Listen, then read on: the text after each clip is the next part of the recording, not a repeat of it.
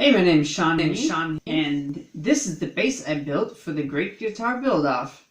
A couple of months ago, I entered into a marathon, just hoping to be able to finish it. And then, while I was racing, I kind of imagined how amazing it would be to actually win it. So I went ahead and I pushed, and I tried a little bit harder, ended up falling on my face.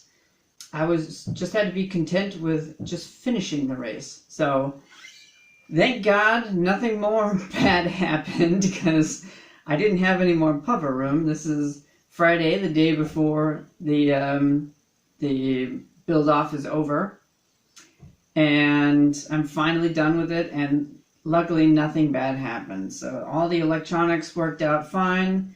The bridges I got lined up with the neck just fine, and the pickups. So I'm really happy with this bass, how it turned out. It's super light, and I couldn't ask for anything more. I'm going to walk you through all the different settings of the electronics that I did, the build process, the build process you can see in the other videos, but in this video you can see the finish and the electronics setup, and finally building it all and putting it all together and setting it up and stuff. So, and I'm going to go ahead and go through some sound samples. I'm going to have them play in the background. I've only been playing bass for about an hour now, so you're going to have to just be patient with me. I'm going to do my best.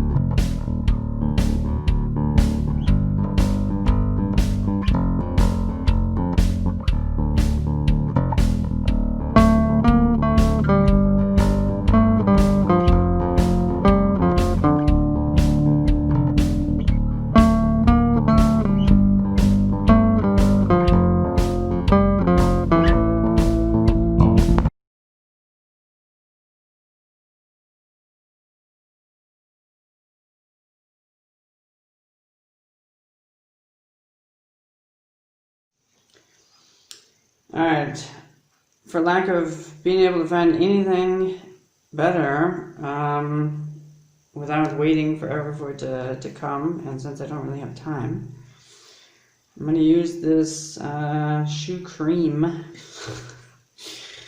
Oh God, I hope this works, man.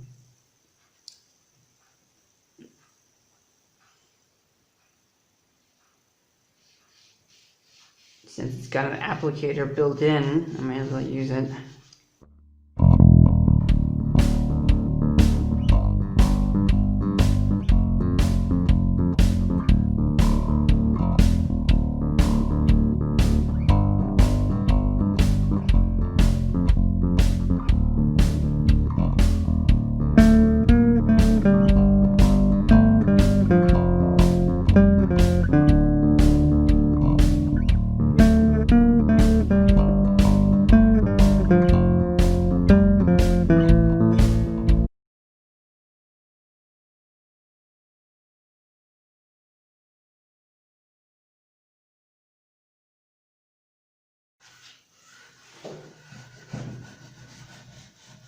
So this thing wasn't really spectacularly figured anyway, and yeah, now I've got just a subtle bit of pop in the grain there that I didn't quite have before. What I've got here is basically Scotch-Brite, and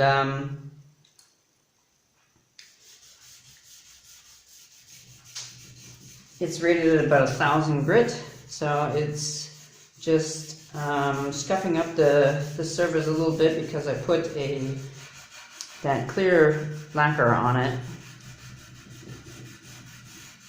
So So I'm trying to, any places that I already exposed the wood, I'm just trying to kind of grind it in there a little bit.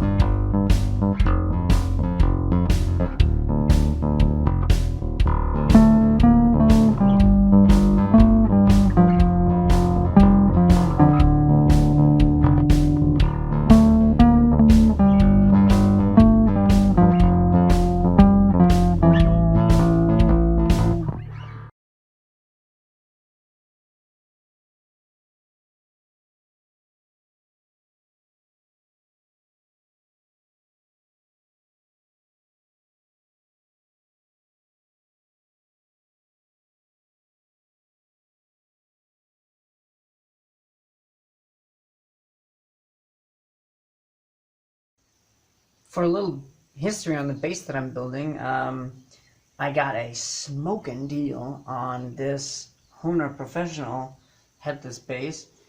Body's pretty heavy, and as you can see, somehow one of the previous owners managed to break the body in 3 pieces. I don't know how you do that, but anyway, the bridge was also missing, which is obviously the most expensive part on a headless bass or guitar. It also had PJ pickups, which I wasn't really interested in. Of course, I'm using the neck. I'm chucking the body, and yeah, I'm gonna go ahead and do some sanding on it to get all the black paint and polish up the frets, and we're good to go.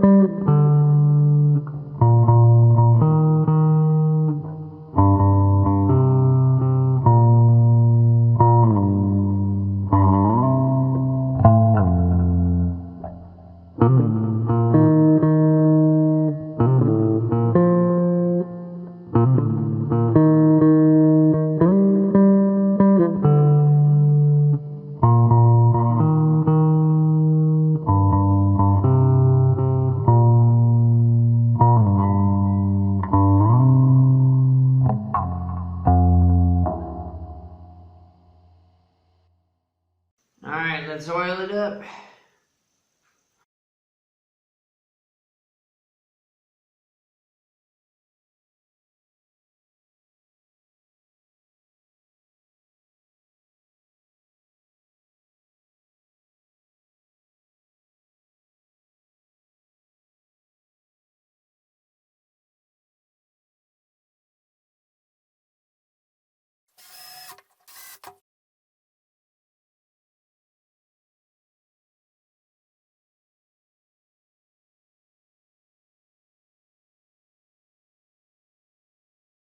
So since I don't have a bass of my own, I borrowed one from a friend here, and I measured the scale length for each string. I properly intonated every single one of them, which was a huge task with these 4 strings.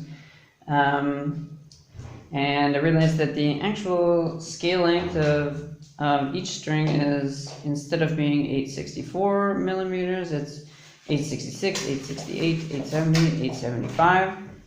So what I'm doing is trying to get the placement of each individual string bridge tuner placed correctly, so that I can have 10 millimeters of travel here on this one. So I've got it at its forwardmost position of 865, and then if I move it all the way back, I should be able to achieve 875, so I can properly intonate it.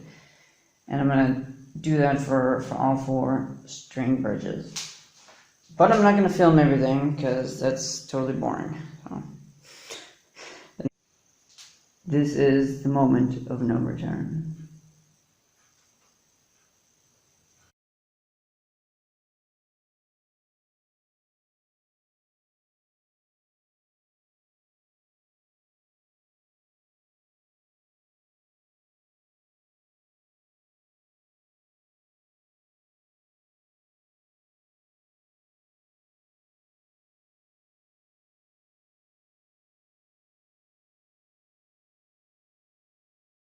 So I thought I'd share a little bit of thought process behind this build. I went headless because I don't want something so long that I'm banging it on to the wall, specifically because I'm in a small space usually, and I tend to bang the headstock against the wall, and I don't like that for the wall or the headstock. As for the body shape, I went with something more unique and self-designed because I didn't want an iconic guitar style. I can go to the store and buy an iconic guitar, so I wanted to do something unique that you can't find anywhere else. I got a tummy cut here. I've got a bit of a bevel here where your hand rests, but I built on Rick Toon's ideology of ergonomic building, and I went ahead and put in this cutaway for your wrist to kind of rest, and it's also a thumb rest here, so when you're playing fingerstyle bass here, you got a nice thumb catch here. For my headless tuning bridges, I'm using technology from Musician hardware here, and it's an Italian-based company. They might not have the snazziest website, but they've got pretty decent prices and really good quality hardware, and they also manufacture ahead of time, so you don't have to spend forever waiting to receive your order. Okay, thanks everybody for watching, and I'd like to thank Crimson Guitars for putting this on. I'd like to thank everybody who participated for providing such inspirational builds. You guys did some incredible work, and you should all be very proud. I don't expect to hold with any of you here in this competition, so I'm just happy that I finished the guitar on time. I can go on with my life. I can have a shave.